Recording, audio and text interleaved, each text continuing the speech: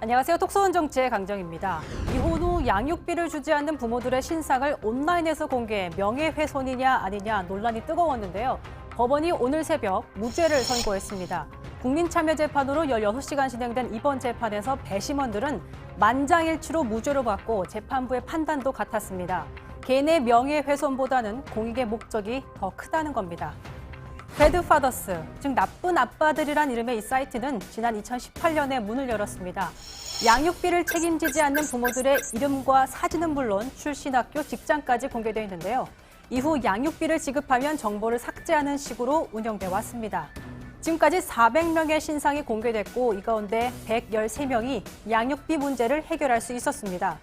그런데 정보가 공개된 부모 중 5명이 이 사이트의 운영자를 명예훼손으로 소송을 냈고 이번에 그들에게 무죄 판결이 내려진 겁니다. 법이 아무런 해결을 못 해줍니까? 또 어떤 액션을 하려고 하면은 명예훼손에 덫에 걸려서 어떻게 할 수가 없었어요. 그런데 이제 오늘 판결로 양육비 피해자들이 용기 있는 액션을 하면서 양육비법이 바뀌는 계기를 만들어낼 수 있다고 생각합니다. 양육비 피해자들은 왜 법적 구제가 아니라 배드파더스 사이트에 기대는 걸까라는 생각이 드실 텐데요. 이혼하고 자녀를 혼자 키우면서도 실제로 10명 중에 7명은 법적 양육비를 받지 못하는 현실 때문입니다. 상대가 양육비를 주지 않고 버티면 직접 나서 민사소송 절차를 거쳐야 합니다. 하지만 소송전을 치러서 막상 이긴다고 하더라도 상대가 꼼수를 쓰면 딱히 대응책이 없습니다. 양육비를 안 주는 미지급자들은 실제 사는 주소와 실거지와 주민등록상의 주소지를 달리 해놓고 있어요.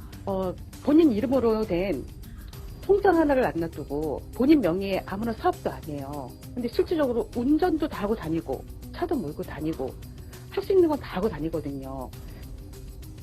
그래서 정부는 2015년 양육비 이행관리원을 설치했습니다. 소송과 상담 절차를 지원하지만 관리원에겐 양육비를 받아낼 강제성이 없다 보니 효과는 크지 않습니다. 때문에 이곳을 거친 양육비 평균 이행률은 고작 30%에 그치고 있습니다.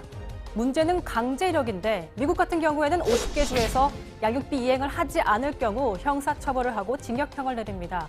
프랑스도 양육비가 밀리게 되면 2년 징역형이 가능하고요. 영국은 운전면허를 정지해서 양육비 이행률을 높입니다. 물론 우리나라도 양육비를 강제하려는 움직임은 있습니다. 양육비 미지급자의 신상 공개, 출국 금지 등 20대 국회에서만 양육비 확보를 위한 10개의 법안이 발의됐는데요. 모두 통과되지 못했습니다. 법무부 등 관련 기관에서 과잉 입법일 수 있다며 이의를 제기했습니다.